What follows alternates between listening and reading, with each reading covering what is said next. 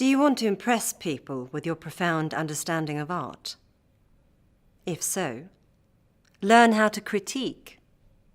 To critique a painting, all you have to do is remember these 4 simple steps: description, analysis, interpretation, judgment. Description. If you want people to think you're an expert, you have to at least know the basics of the painting. For the description, you should state the name of the work, the artist, the medium. Next, say what it looks like. But don't use opinion words like beautiful or nice. You want to sound objective and intelligent. Colours, line, shape. Give an articulate description of everything you see. The painting is called The Scream. It was created with tempera paint and pastel by the expressionist artist Edward Munch. The subject is a single, solitary figure standing on a bridge. His hands race to his face. His mouth is open. He stares directly at the viewer with a look of terror. Analysis. This is an important part of the critique. For the analysis, you should tell how the elements in the painting are organised, how they complement one another. Is there movement, variety, balance, contrast? What does the artist emphasise? The painting evokes such intense emotion because of 2 things: line and colour. The wavy lines of the sky and the landscape contrast intensely with the straight lines of the bridge. The bold streaks of yellow and red stand out against the deep hues of blue and green. The strong diagonal of the bridge moving out towards the viewer, the rapid swirling motion of the landscape and the wild colours all combine to create an image of chaos and anxiety. The motion and chaos of the colours and lines create an image of noise, emotion, panic, interpretation.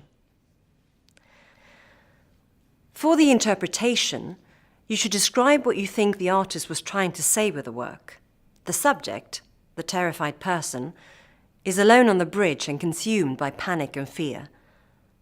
The vastness of the sky and the bridge, which surround the person, give this painting a feeling of alienation and loneliness, while at the same time conveying chaos and emotional intensity. Although it was painted in 1893, it makes me think of the stress and anxiety felt in the modern world. The author may be trying to express the idea of loneliness in a crazy, stressful, chaotic world. The man is totally alone and totally consumed by fear. Judgment. The last step in our critique is the judgment. This is when you say whether it is a success or failure in your opinion. This is your opportunity to really express your opinion of the painting. The painting evokes feelings of fear, loneliness, despair.